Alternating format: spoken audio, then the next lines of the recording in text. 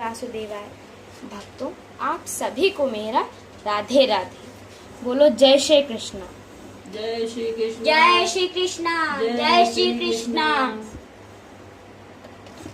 तो भक्तों, अब मैं आप सभी के साथ में कुछ देर संकीर्तन करूंगी।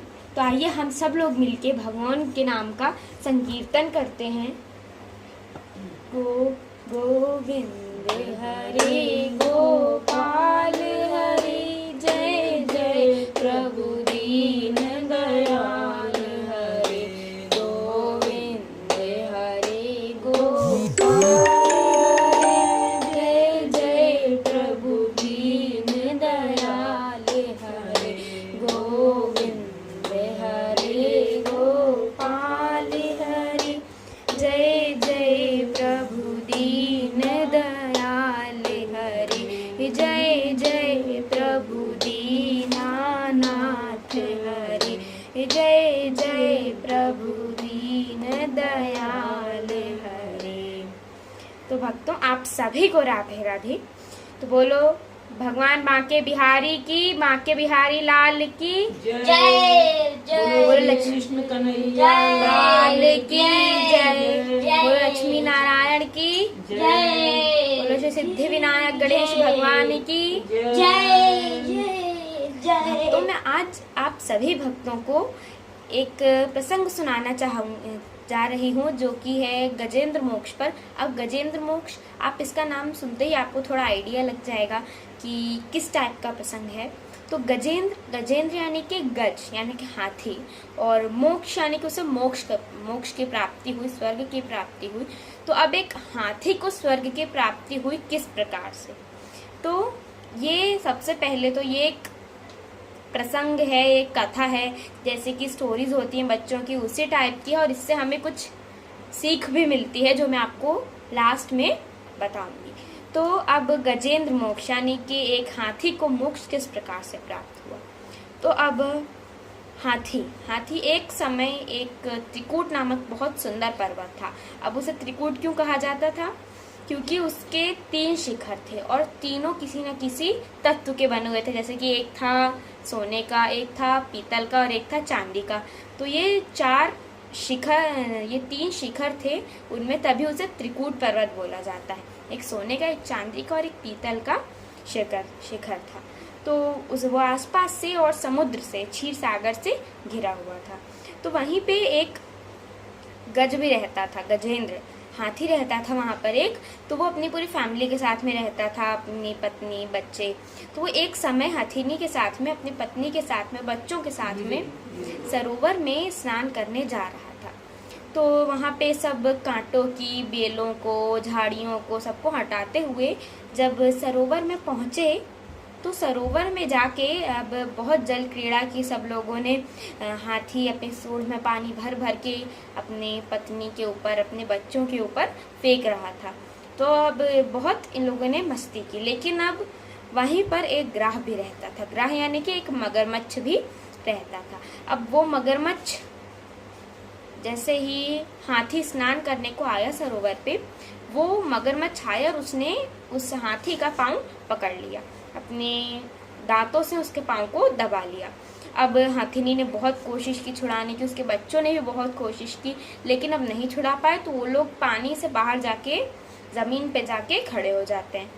अब जब जमीन पे खड़े हो जाते हैं तो अब नहीं छुड़ा पाते, तो बहुत सबको सहायता के लिए पुकारते हैं। तो बहुत से बड़े बड़े हाथी भी आते हैं सहायता के लिए, लेकिन कोई भी उस हाथी को उससे नहीं बचा सकता था। कोई भी नहीं बचा पाया, सबने कोशिश कर ली। बहुत बड़े बड़े हाथी आ गए, हाथिनी ने, उसके बच्चों ने, हाथी ने खुद भी बहुत कोशिश कर ली, लेकिन ग्राह ने उसका पाँव नहीं छोड़ा। अब उनको कितना टाइम हो गया लड़ते लड़ते? 1 सहस्त्र वर्ष। और सहस्त्र का मतलब 1000 वर्ष। तो उन्हें 1000 वर्ष हो गया था लड़ते लड़ते, लेकिन उसने अभी तक भगवान का नाम नहीं लिया था। तो ये देखकर देवता बहुत आश्चर्यचकित रह जाते हैं। अब जैसे हम लोग हैं, कोई भी प्रॉब्लम आती है तो सबसे पहले हमारे मुंह से क्या निकलता है? हे भगवान। लेकिन अब 1 सहस्त्र वर्ष हो गए उस हाथी को लड़ते लड़ते, लेकिन उसने अभी तक भगवान को याद नहीं किया। तो ये देखकर देवता भी बहुत आश्चर्यचकित रह जाते हैं। तो अब जब बहुत सबने कोशिश की फिर भी नहीं छुड़ा पा रहे थे, तो हाथी ने सोचा कि जब मुझे बड़े बड़े हाथी नहीं छुड़ा पाए, मेरे पत्नी बच्चे नहीं छुड़ा पाए, मैं खुद नहीं छुड़ा पा रहा हूँ, तो अब मुझे सिर्फ और सिर्फ कौन छुड़ा सकता है? सिर्फ और सिर्फ अब मुझे विष्णु भगवान, यानी कि अब मुझे भगवान ही छुड़ा सकते हैं। तो वो अब भगवान की स्तुति करने लगता है। और क्योंकि जो वो पिछले जन्म में एक भगवान का भक्त, एक बहुत ही बड़ा भक्त था, जो कि एक देवल नाम का महाराज था, तो उसे एक श्राप के कारण इस योनि में जन्म लेना पड़ा। अब क्या श्राप था उसका? एक समय जब वो तप कर रहा, मतलब भगवान की पूजा अर्चना कर रहा था, तो उसका भी ये मानना था, और ये करना भी चाहिए कि जब भी आप पूजा करें तो कोई भी आए तो पूजा से नहीं उठना चाहिए। तो वो भी ऐसे ही करता था पूजा में। वो यदि पूजा कर रहा है तो कोई भी आए कोई भी जाए, वो किसी से भी बात नहीं करता था, वो उठता भी नहीं था जब तक उसकी आराधना अर्चना वंदना समाप्त नहीं हो जाती है। तो एक दिन ऐसे ही भगवान की अर्चना कर रहा था, तो वहाँ पर गुरु ऋषि पधारते हैं, तो अगस्त ऋषि पधारते हैं। अब जब वो ऋषि पधारते हैं वहाँ पर, तो अब वो पूजा कर रहा था, तो उस टाइम तो उठता नहीं, और उठना भी नहीं चाहिए किसी को, क्योंकि भगवान के काम के बीच में से उठ के नहीं जाना चाहिए। हम लोग अपना कोई काम करते हैं, जैसे ऑफिस में जाते हैं, स्कूल में जाते हैं, तो जैसे कोई भी आ गया तो हम बीच में से उठ के नहीं भागते हैं ना, तो भगवान की पूजा अर्चना करते समय भी हमें बीच में से उठकर नहीं भागना चाहिए। तो अब पूजा में बैठा था, अब ऋषि आए। अब सबको जब ऋषि आते हैं तो उनका आदर सत्कार किया जाता है, लेकिन वो क्या सोच रहा था, जब मेरी पूजा समाप्त हो जाएगी तब मैं उठ के इनका आदर सत्कार करूँगा।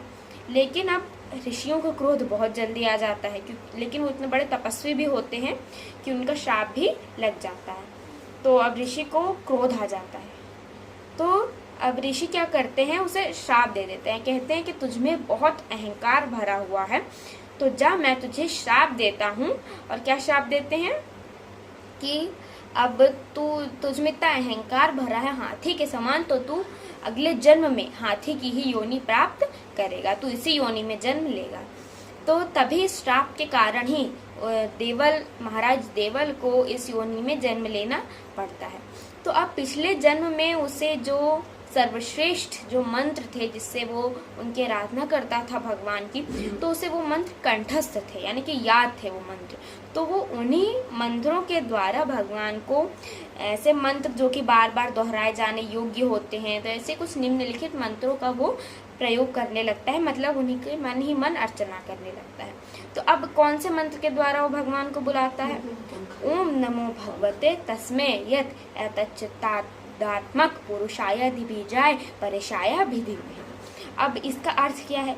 इसका अर्थ ये है कि वो कहता है कि जिन भगवान के प्रवेश करने से ये जड़ भरत यानी कि ये जो मृत शरीर है हमारा, ये भी जीवित हो जाता है उनके प्रवेश करने से, उनका आशीर्वाद पाकर और उनकी भक्ति को पाकर एक मृत शरीर भी जीवित हो सकता है। मैं उन भगवान को नमन करता हूँ। ऐसे मन ही मन उनकी बहुत आराधना करता है, उनकी अर्चना करता है। तो अब जब वो भगवान को इस प्रकार से बुलाता है तो भगवान भी अब थोड़ी देर उसको वेट करवाते हैं, लेकिन बाद में आ जाते हैं। तो भगवान अब थोड़ी देर अपने बैकुंठ धाम में बैठे देखते हैं, लेकिन अब जब बहुत ज़्यादा वो दुखी हो जाता है, वो भगवान की अर्चना करते रहता है, हार नहीं मानता है। तो अब करते करते जब उसका अंत समय आने लगता है कि अब वो नहीं बचेगा, तो भगवान फिर नंगे पांव बैकुंठ धाम से दौड़े दौड़े गरुड़ पर सवार होकर आते हैं। अब जब गरुड़ पर सवार होकर आते हैं तो क्या करते हैं? तम वीक्ष पीड़ित मजः सहसा वर्तीय सग्राहमाशु सरसः प्रपयोज्जहार ग्रहाद विपाटित मुखादरिणम गजेंद्रम संपश्यताम हरिर मुमुच दुस्त्रियाणाम। मतलब कि अब उसे ऐसा देखकर भगवान बैकुंठ धाम से नंगे पांव गरुड़ पर सवार होकर आते हैं। और जैसे ही भगवान आते हैं तो जो गजेंद्र होता है वो अपनी सूंड से एक फूल, कमल का फूल, क्योंकि सरोवर में बहुत से फूल निकले होते हैं, तो वो उसी से एक फूल उठाकर कमल का भगवान के चरणों में अर्पित कर देता है। अब भगवान चतुर्भुज रूप में आते हैं अपने भक्त को बचाने के लिए। तो बोले चतुर्भुज रूपधारी भगवान श्री विष्णु की जय जय। भगवान हमेशा अपने भगवान हमेशा अपने भक्त को बचाने के लिए जरूर आते हैं। तो अब इससे ये भी बात होती है कि अब देखते ही देखते, देवताओं के देखते ही देखते भगवान उस ग्रह का मुख, उसके ग्रह की गर्दन अपने सुदर्शन चक्र से काट देते हैं और उनका जो भक्त होता है वो बच जाता है।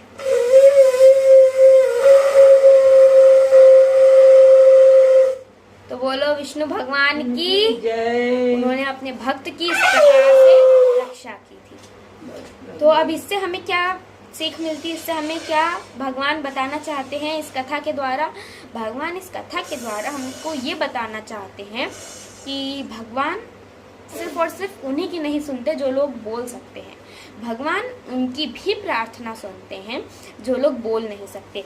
जैसे कि पशु पक्षी और पशु पक्षी जीव जंतु, ऐसे ही जैसे कि जानवर होते हैं, इनकी भी भगवान बात सुनते हैं। या तो बहुत से मनुष्य भी होते हैं जो बोलने में असमर्थ होते हैं, तो उनकी भी भगवान सुनते हैं। भगवान ऐसा नहीं है कि सिर्फ जो बोल सकते हैं उन्हीं के मुख से सुने, क्योंकि भगवान को जब भी पूजा अर्चना वंदना करनी चाहिए या भगवान को जब भी याद करना चाहिए तो भगवान ये कहते हैं कि तुम मुझे मुख से नहीं आत्मा से पुकारो और फिर मैं ऐसे भागा चलाऊंगा। क्योंकि हम सबके हृदय में एक चतुर्भुज रूप वाले एक भगवान, छोटे से भगवान हम सबके हृदय में विराजमान होते हैं, लेकिन जब हमारी तप शक्ति बढ़ जाती है तब बस वही बाहर आके हमको दर्शन दे देते हैं। अब भगवान इतनी लेट क्यों आते हैं? पहली बात तो बहुत से लोग ये भी सोचते हैं। तो भगवान इसलिए हमको लेट दर्शन देते हैं क्योंकि भगवान इतने तेजस्वी हैं, उनके अंदर इतना तेज है कि भगवान हमारी परीक्षा तो नहीं लेते हैं, लेकिन भगवान सबसे पहले हमें उस योग्य बनाते हैं कि हम हमारी आंखें उस तेज को देख सकें। क्योंकि जो भी भगवान को बिना तप किए यदि भगवान किसी के सामने आ जाएं तो हम मनुष्यों की या किसी की भी आंखों में इतना साहस नहीं है, मतलब इतनी शक्ति नहीं है कि वो भगवान के तेज को सहन कर पाए। हम उसी क्षण वहां पर भस्म हो जाएंगे, उसी क्षण हमारी मृत्यु हो जाएगी। भगवान का इतना तेज होता है कि हमारी मनुष्यों की आंखें उस तेज को सहन कर ही नहीं सकती हैं। तो भगवान पहले तप इत्यादि करके हमें उस योग्य बनाते हैं और फिर हमें भगवान दर्शन देते हैं अपने। क्योंकि अब जैसे वृंदावन में स्थित निधिवन जो मैंने आपको बताया था रासलीला वाले प्रसंग में कि वहाँ पर भगवान अभी भी राज करते हैं, किंतु बहुत से लोग होते हैं जो भगवान को देख पाते हैं, लेकिन देख तो लेते हैं भगवान को वहाँ पे बहुत से लोग, लेकिन वो उसी क्षण वहाँ पे उनकी मृत्यु हो जाती है। क्योंकि हम लोगों की आंखों में इतना तेज है ही नहीं कि हम भगवान को बिना किसी शक्ति को प्राप्त किए देख सके। उसके लिए हमें दिव्य दृष्टि चाहिए, जो कि जब भगवान ने श्री कृष्ण ने अर्जुन को दर्शन दिए थे तो अर्जुन को भी दिव्य दृष्टि दी थी। और संजय जो कि महाराज धृतराष्ट्र को सब कथा बता रहा था, तो उसे एक ऋषि दिव्य दृष्टि दे के गए थे जिसकी वजह से वो भगवान का दर्शन कर पाए थे। तो उसके लिए हमें एक दिव्य दृष्टि की आवश्यकता होती है जो कि हमें तप करने से प्राप्त होती है। तो भगवान हमारे परीक्षा नहीं लेते हैं, थोड़ा वेट करवाते हैं, और इसलिए जिससे हमारे आंखें पहले उस योग्य बन जाएं, उसमें इतनी शक्ति आ जाए कि वो भगवान के तेज को झेल सकें, तब फिर भगवान हमें दर्शन देते हैं। तो इससे हमें यही सीख मिलती है कि भगवान को हमें आत्मा से पुकारना चाहिए, मन से नहीं, जिह्वा से नहीं, हमें भगवान को आत्मा से पुकारना चाहिए। और हमें भगवान से बस इतना ही प्रार्थना करनी चाहिए कि हमें हमेशा धर्म के रास्ते पर ही चलाना। और आप कोई भी ऐसे भगवान से विश मांगते हो तो उसके पहले ऐसे ही मत मांगो, उसके पहले हमेशा एक सेंटेंस और लगा दिया करो, एक शब्द और लगा दिया करो कि यदि आपको सही लगे तो। क्योंकि बहुत सी चीज़ें होती हैं जो हम नहीं देख सकते हैं, लेकिन वो भगवान देख सकते हैं कि आगे हमारे साथ फ्यूचर में क्या होने वाला है। तो अगर हमने मांगा, भगवान ने हमें दे दिया, लेकिन अगर आगे फ्यूचर में चल के उसी की वजह से हमारे साथ कुछ गलत हुआ तो ये हम नहीं जानते ना, ये भगवान जानते हैं। तो यदि भगवान को सही लगेगा तो भगवान आपको वो चीज़ अवश्य देते हैं। तो हमें कभी भी भगवान से ऐसा नहीं करना चाहिए, क्योंकि बहुत से लोग होते हैं जो ऐसे उनकी विश पूरी नहीं होती है कि हमने ये तो मांगा था, हमने ये किया था लेकिन हमें मिला नहीं, तो वो भी भगवान आपके अच्छे के लिए ही करते हैं। तो एक गजेंद्र मोक्ष जो प्रसंग है, भगवान ने ये लीला इसीलिए रची जिससे हम सबको ये भगवान बता पाए कि भगवान सिर्फ और सिर्फ आत्मा से पुकारने पर ही आते हैं। अपने भक्त की अगर हम अपने आत्मा से भगवान को एक बार पुकार दें तो भगवान ऐसे ही दौड़े चले आते हैं। भगवान अपने भक्त के अधीन होते हैं। भगवान इसके द्वारा हमको यही बताना चाहते हैं। तो भक्तों, आप सभी को फिर से राधे राधे। अब मैं अगला प्रसंग आप सभी के समक्ष अब जल्दी आप सभी को सुनाऊंगी। धन्यवाद। राधे राधे।